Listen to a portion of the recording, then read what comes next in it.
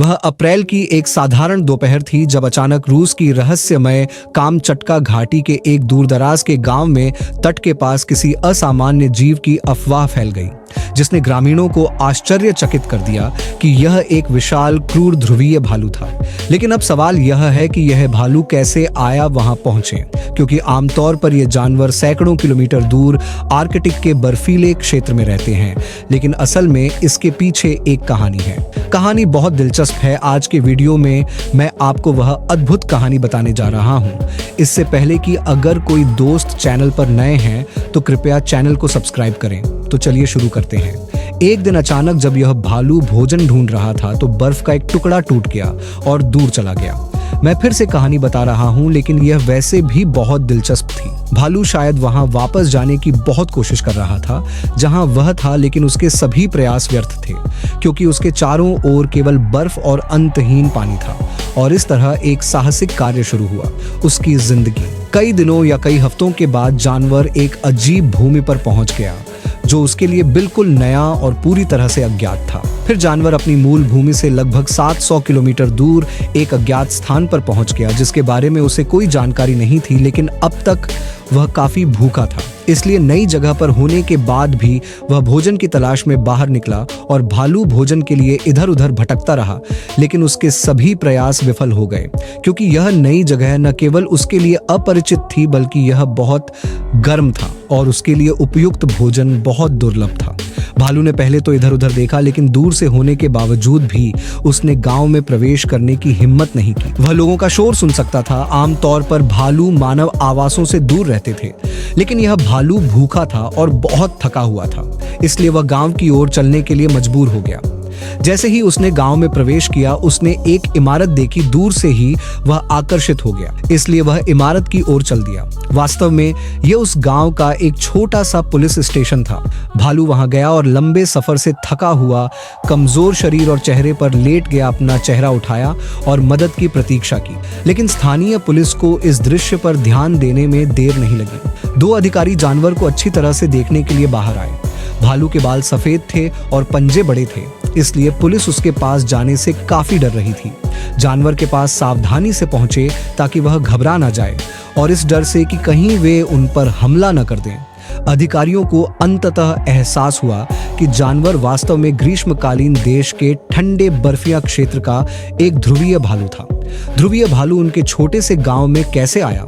उन्होंने सोचा कि शायद जानवर के साथ कुछ बुरा हुआ है और भालू अपना देश छोड़कर दूसरे देश में चला गया है। और इस दुर्दशा से काफी दुखी हुए और उन्होंने भालू की मदद करने का फैसला किया। उन्होंने बचाव के लिए तुरंत स्थानीय वन्यजीव विभाग से संपर्क किया। इस असामान्य घटना को सुनकर टीम भी हैरान रह गई।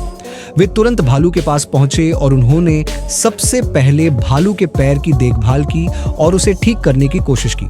दिलचस्प बात यह है कि कुछ समय बाद स्थानीय लोगों ने उस भालू का नाम उम्का रख दिया। वह हर दिन बहुत सारी मछलियां और भोजन लाता था, लेकिन इन सब के बावजूद भालू अपने देश लौटने के लिए बेताब था और भालू की यह इच्छा थी। भालू की कहानी लगातार सुर्खियों में थी, लेकिन भालू की कहानी बहुत तेजी से फैली और आसपास के इलाकों से लोग उसे देखने के लिए उमड़ पड़े।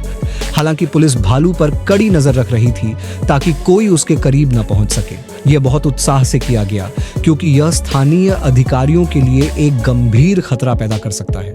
कई विचारों के बाद भालू इस गर्म देश में जीवित नहीं रह सकता है, इसलिए यदि भालू को जीवित रखा जाता है तो उसे अपने निवास स्थान यानी में वापस कर दिया जाना चाहिए, बर्फ जितनी जल्दी हो सके। लेकिन यह तारा यह कैसे करे, क्योंकि भालू इतना बीमार था कि वह अपने देश वापस जाने का रास्ता नहीं ढूंढ पाएगा। भले ही यह ध्रुवीय भालू अपने आप चल सके, यह निश्चित है कि वह रास्ते में ही मर जाएगा। और इसलिए अध्यक्ष क्षेत्रीय वन विभाग के व्लादिमीर गार्डियन ने कहा कि जानवर की अपने निवास स्थान पर वापसी बिल्कुल भी आसान नहीं है। हालांकि ध्रुवीय भालू कभी कभी बर्फ से टूट जाते हैं और अपने निवास स्थान से बहुत दूर तैरते हैं। दुर्भाग्य से ज्यादातर मामलों में वे अपने मूल स्थान पर वापस आ जाते हैं। निवास स्थान वे वापस नहीं जा सकते, इसलिए वे भोजन की कमी से मर जाते हैं।